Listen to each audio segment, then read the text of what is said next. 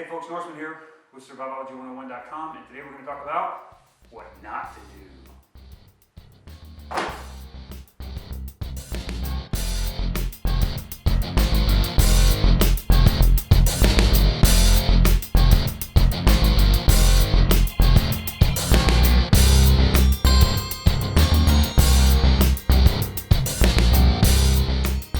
Before we get started, I want to say that I have done bushcraft and survival tasks around the world, literally every climb and place. And the whole time that I was running around playing Marine and saving the world, my wife was stuck at home. And now after 22 plus years, she finally decided that she wants to start learning survival and bushcraft. So I've invited her into my channel, and we're going to train her from the ground up. So stand by, because this is going to be fun. This is Angel. She's a little baby doll, and she's about to get her hands dirty. But we're going to take it easier on her today. A little dirty. A little dirty. We're going to take it easier on her today, and we're just going to do some knots, some basic knots, some essentials for any survival and bushcraft task is to be able to tie the right knot, and to know what knot to tie, right? Okay, so let's do it. Okay, so for starters, we're going to look at the rope. There are two ends to the rope. Find the two ends. Okay. What's that one called? The left side. Okay. Drop it. Okay. That is now the standing end because you're probably standing on it. Okay. This is the working end. Okay. Okay. We're going to work with the working end. Okay. This A whole bite, thing. a bite is when you loop the rope around, but you don't make a loop. It doesn't cross itself. So if it crosses itself, it's a loop. Then now it's a loop. Okay. You can do it in the middle of the rope. In the middle of the rope, that is a bite. That is a loop. Okay? Make a loop. The rope crosses itself. Now go around the back and back through. And pull it tight. And what is that called? A knot. Yeah. You're half right. It is an overhand knot. Oh. Okay. That's your first knot? High five. Okay. An overhand knot is a stopper knot. So if you tie something to this rope and it's meant to slide back and forth, like your horse, and you don't want it to slide farther than that, then you put a stopper knot in. Okay. And that's the stopper knot.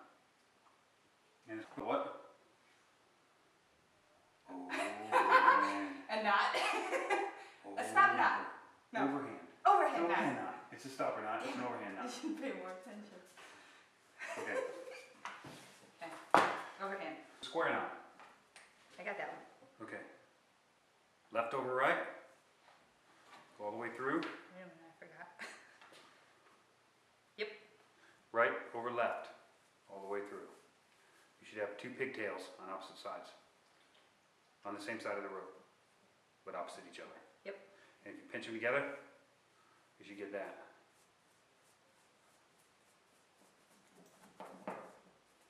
Okay, the beauty of a square knot is no matter how tight you make it,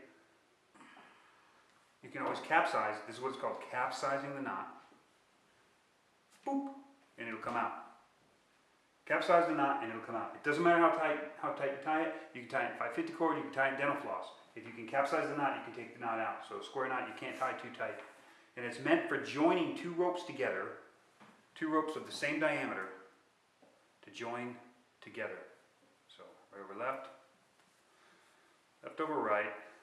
You see how the two green sides are coming out on the same side? Two black sides coming out on the same side. Boom, boom, we've joined two ropes together. Good? Yes, you did. You tied, this is the granny knot that I just showed you. The one that's absolutely useless. Got it. That's great. And a good way to practice this knot, since you can't tie it too tight, is to tie your shoes in a square knot. I always tie my shoes in a square knot and then put a bow on top of it. So, it's a good mountain one, because even when they come untied, they stay tight. So we've done, what two knots? Overhand. Overhand? Crap. Square. Square knot. Square knot. Yeah, Yeah. and then you tie the granny knot. The next one we tie is real similar. Oh, you need both ends. It's real similar to the square knot. It's called a sheet bend. Here, use that. The purpose of a sheet bend. What was the purpose of a square knot? Not untie it. Oh, this is gonna be fun. The purpose of the square knot was to tie two ropes together of the same diameter. Basically two of the same rope or ends of the same rope. The purpose of a sheet bend is to tie ropes together when they're of different diameters. Okay, take these two, pinch them together, and then hold them, just like this.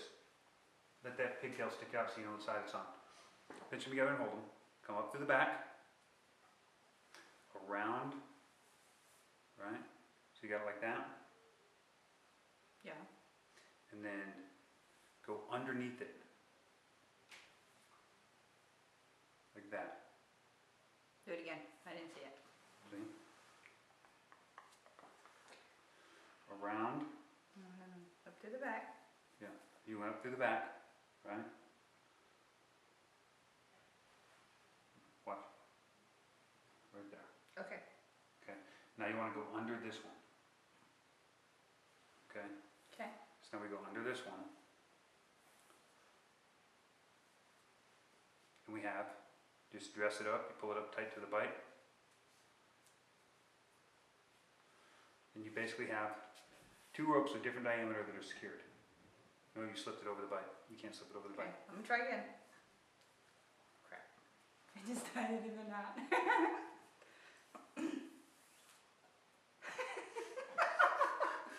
Pay attention. Okay. Around, Do this way or this way? the other way, other way. There you go. Okay. Around behind it, and then go underneath it. There you go. And now pull it tight without letting it flip over, without letting it capsize. Do I pull both? Oh, I think I got it. Okay. Now let go of this one. Now pull on it. Okay. See that? This has to be up underneath it. Okay. Now it doesn't matter how hard you pull on it. It won't come undone. And now, to make it more complicated, this is a double sheet bend. Where you're already at, you already tied a sheet bend, right? Okay. Go around it again. And then come up through the back one more time right next to the other one. So everything's nice and clean.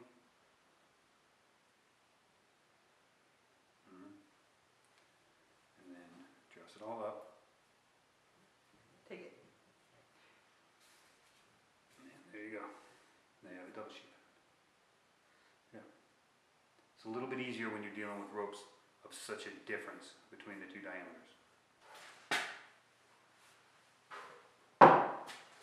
Okay. Next knot is going to be a clove hitch. Basically take it, roll. Look at you. Your head's cut off. It doesn't matter. Take it, roll and loop, roll and loop. Set this loop on top of this loop, set it on your object, clove hitch.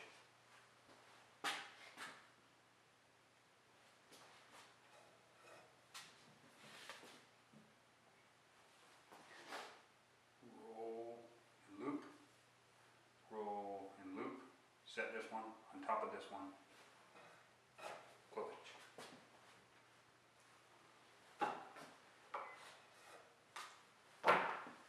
Do it now, move. Roll and loop. Roll and loop. Set the last one on top of the first one. Slide it over your object, pull it tight. Score! Don't, it's just in the vise, it's not a tree. Okay. Clove hitch. Okay. So what knots did we learn? A lot. No, we learned overhand knot, Which is what? What kind of knot? a stopper knot, Right. The next one, square knot, which is two ropes together. and it's called a, what kind of knot? Bend. It's a bend, yes. Okay. The next one, Sheet bend. sheet bend, which is for To tie a small rope to a little rope. Two different size ropes. 2 different size ropes, okay. And the last one? Clove hitch. Clove hitch, which is Bend. it's a hitch, A hitch, yes. but what's it for? To tie something to a stationary object. An anchor. An anchor. Right. Yes. Okay, so you have 4 knots to work on. What? You will be sleeping alone in the woods in no No, time. no, no. I don't want you to sleep alone. Run away, run away. We're done. Hopefully that was entertaining and educational. We got a lot more knots that we can get to, but she has to learn those first, and then we'll push on with that, and then start pushing into some more complicated tasks like sleeping alone in the forest in the middle of the night with bears and mountain lions. Nope. Nope. It'll happen. No. It'll happen. That's a big nope. It'll happen. I want to talk about. I'm going to do something a little bit different here. I've been married for 23